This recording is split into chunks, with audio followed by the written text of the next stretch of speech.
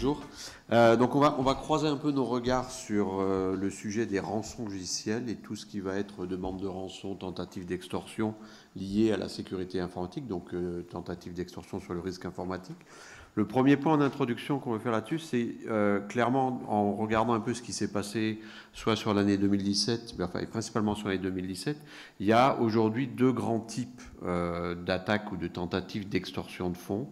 On va dire qu'on a des extorsions de fonds qui sont diffusées massivement, c'est la définition du rançon logiciel. On est sur des diffusions massives et derrière avec des demandes de rançon qui sont plutôt faibles en montant. Et l'objectif de ceux qui le font, c'est de récupérer beaucoup de fonds pour récupérer beaucoup d'argent. Donc là, il y a quelques exemples type WannaCry qui se présentait en fait comme un rançon logiciel à diffusion massive. On a vu aussi des actions où on est sur des diffusions des demandes d'extorsion, où là on n'est pas sur de l'attaque massive, on va être au contraire sur de l'attaque extrêmement ciblée.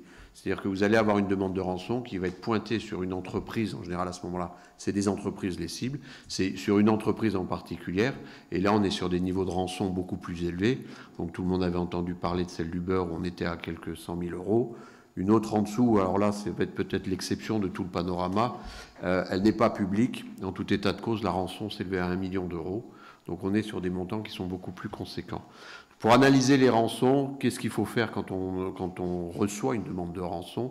On va croiser nos regards entre le côté juridique et le côté assurantiel. Donc, bonjour. Donc, pour effectivement ces rançons. Alors, rançon logicielle, mais avant toute chose, une question, c'est que qu'est-ce qu'on peut faire? Est-ce que le droit apporte une réponse? Alors la réponse, là pour le coup, est sans détour. Elle est positive, oui. Effectivement, c'est un logiciel malveillant. Alors quelle que soit la sorte, quelles que soient les cibles, quelles que soient, on va dire, les fonctionnalités ou les typologies d'impact qui sont diverses et variées, il y a déjà un logiciel malveillant, donc un article, notamment du Code pénal, qui sanctionne quand il n'y a pas de motif légitime, l'offre, l'importation, la détention, la mise à disposition ou la cession de programmes malveillants. Donc notre code pénal en France, on va dire, et je vais vous dresser un tableau effectivement non exhaustif, a tout un arsenal pour, en tout cas, permettre à la victime de se défendre. Parce que les conséquences, on va le voir avec Luc, sont extrêmement importantes. Que ce soit en termes on va dire financiers, en termes d'image, en termes de dommages, de tout type. On va parler effectivement de la perte de données à caractère personnel, mais il n'y a pas que ça. Il y a une atteinte à la sécurité de l'information, il y a tout simplement parfois des usines qui s'arrêtent, des entreprises qui ne peuvent plus fonctionner, donc des personnes qui ne peuvent plus accomplir leur mission dans le cadre de leur contrat de travail. Donc les conséquences sont là et doivent être prises en compte.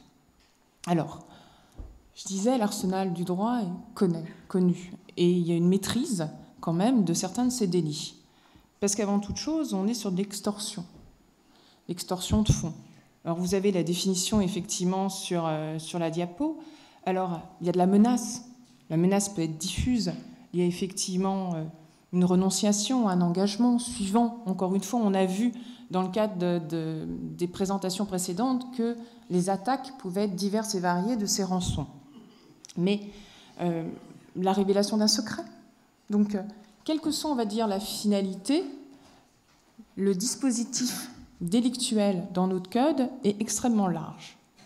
Autre délit qui existe, qui est le chantage. Chantage, c'est effectivement, on sait tout ce que c'est. Voilà, c'est passé effectivement dans le langage courant. Mais le chantage en droit obéit donc à une définition extrêmement précise et très large, comme on voit, porter à l'atteinte à l'honneur, à la considération. Donc on est aussi sur quelque chose qui va permettre d'appréhender une atteinte à l'image d'un point de vue direct. Donc on se posait des questions sur que faire par rapport à une atteinte à l'image. Il y a aussi, on va dire, ce délit. La remise de fonds sous contrainte, là effectivement quelque chose de très explicite, avec en réunion ou de manière agressive. Donc encore une fois, le code n'est pas là pour détailler, on va dire, les manières.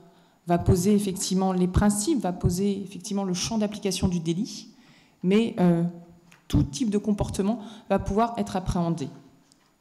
Le panel de l'incrimination ne va pas se limiter à ce que je viens de citer, que ce soit dans la criminalité dite plus informatique ou dans des délits, on va dire, plus classiques. Ça va être aussi tout ce qui est complicité, abus de confiance. Et on sait très bien que ces rançons logicielles ont aussi des conséquences tout autres, que ce soit sur le blanchiment des capitaux ou encore sur des bandes organisées. Donc ce sont, on va dire, une possibilité d'appréhender par le droit, par la victime, dans le cadre de l'enquête. Les éléments que l'on dit, et je pense que Luc, on va avoir le même discours, c'est qu'on est aussi sur une appréciation au cas par cas des faits. La situation va être unique pour la victime qui va la subir. Les attaques vont parfois être pensées d'une manière très spécifique par rapport aux cibles, donc par rapport à l'attitude et aux données ou au système d'information qu'on va vouloir pirater ou paralyser, quels que soient encore une fois les actes. Il faut toujours 3 éléments. L'élément légal, je vous en ai dit quelques-uns, encore une fois sans vouloir exhaustif. L'élément matériel, donc on voit bien l'acte, on a bien vu les entreprises paralysées ou autres. L'élément intentionnel, effectivement, quand on paralyse, quand on fait des chantages ou dans l'extorsion, l'élément intentionnel est bien de commettre un acte répréhensible. Donc il ne faut pas oublier, et quel que soit après le message porté par les délinquants, voilà, envers les victimes, ça reste intentionnellement une volonté, soit de faire du chantage, soit de faire une extorsion de fonds, un abus de confiance ou autre, et dans tous les cas, d'intenter aux actifs informationnels d'une victime. La réponse. La réponse existe, bien entendu.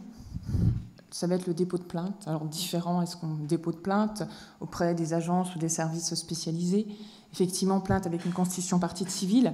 C'est effectivement, on va parler de l'assurance, comment gérer le risque d'image, peut-être sur d'autres réglementations qu'on n'a pas le temps d'aborder en détail, des obligations de notifier les violations de données à caractère personnel, ou sur d'autres réglementations de déclarer les incidents de sécurité.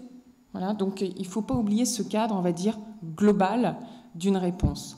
En toute chose aussi, c'est une réponse va aussi être dans la sensibilisation des acteurs, dans la sensibilisation effectivement des différents moyens par rapport aux bonnes pratiques, ce qu'on appelle l'hygiène, on va dire, informatique d'une manière générale.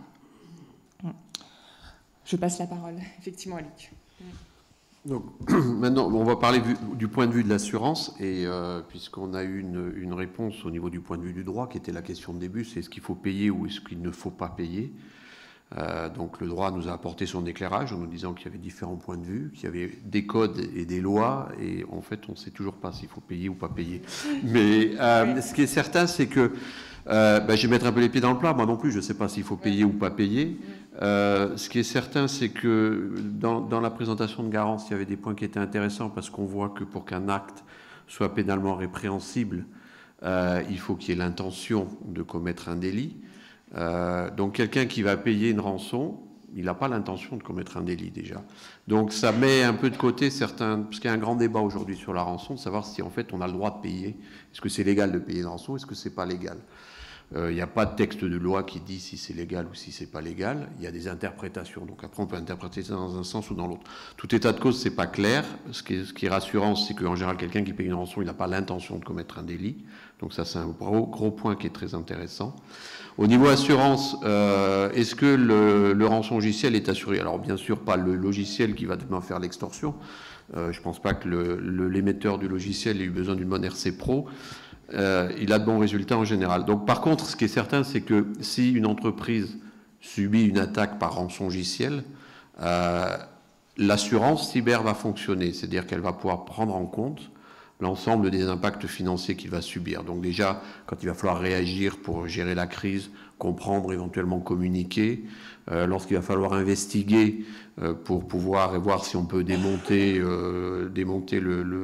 l'outil ou le détruire ou se protéger, lorsqu'on va vouloir décontaminer les machines, toutes ces actions-là vont nécessiter un engagement de fonds, de payer des ressources, donc soit des prestataires, soit vos propres ressources en interne. Donc l'intégralité de ces dépenses sont effectivement couvertes par les contrats d'assurance. La rançon, elle est couverte aussi. Alors vous avez aujourd'hui certains assureurs qui vous diront qu'on n'a pas le droit de l'assurer, donc ce n'est pas couvert. D'autres assureurs vous diront on ne sait pas si on a le droit de l'assurer ou si on n'a pas le droit de l'assurer, donc il n'y a rien qui nous empêche de l'assurer. En tout état de cause, aujourd'hui, c'est clairement c'est couvert. C'est-à-dire que si vous payez la rançon, vous pouvez être remboursé par l'assurance. Néanmoins, j'attire l'attention sur le fait que c'est toujours sujet à certaines conditions. Et l'une des premières conditions, bien sûr, c'est déjà le dépôt de plainte, qui est extrêmement important. Et deuxièmement, c'est que ça doit se faire surtout dans une démarche concertée avec l'assureur ou avec les experts techniques qui vont accompagner sur l'assureur, où on va être beaucoup plus en fait sur la façon de gérer la crise, voire la façon de négocier pour éviter le paiement de la rançon. Et le paiement de la rançon est vraiment un des derniers cas. Mais en tout cas, ça peut être couvert. Qu'est-ce qui se passe si on ne paye pas la rançon ? Si on ne paye pas la rançon, il va y avoir tendance, si on est sur des grosses attaques, un déclenchement de charge. C'est peut-être pas très technique comme mot, déclenchement de charge, mais ça veut dire ce que ça veut dire. C'est-à-dire que vous pouvez avoir le malfaisant, le malveillant qui va mettre à exécution ces menaces. Il peut divulguer de l'information. Donc Garance a parlé du règlement européen en cas de divulgation d'informations personnelles. Vous avez des obligations avec des notifications, etc. Donc ça, c'est pris en charge aussi par l'assurance.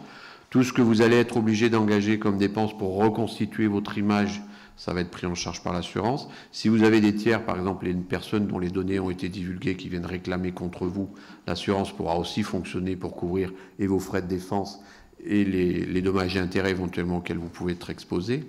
Si la charge, elle va être plutôt sur une destruction, donc ils vont résoudre sur des indisponibilités de système d'information, si ça déclenche un arrêt d'activité d'une entreprise, la perte de chiffre d'affaires peut être couverte par l'assurance. Les mesures que vous allez engager pour travailler autrement de la même façon seront couvertes. Et bien sûr, toujours les réclamations de tiers. Et si la charge va conduire plutôt à modifier des données dans vos systèmes d'information, pareil, les conséquences financières sont couvertes par l'assurance. Donc au final, les conséquences d'un rançon logiciel sont bien assurées. Mais est-ce qu'il faut payer ou est-ce qu'il ne faut pas payer, c'est du cas par cas, et surtout je pense que c'est une décision qu'on ne doit pas prendre tout seul dans son coin, et c'est important de travailler et avec les professionnels, avec les forces de l'ordre, de façon à prendre les meilleures actions.